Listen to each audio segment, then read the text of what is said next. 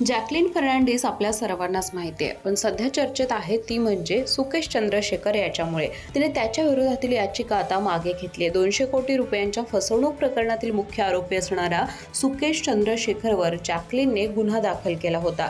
Social मीडियाच्या माध्यमातून अभिनेत्रीला तो धमकावत असल्याचा आरोप तिने केला होता. पण सध्या तिने याचिका मागे घेतल्यामुळे ती सुकेशला घाबरली अशा अनेक लोकांच्या प्रतिक्रिया येत आहेत.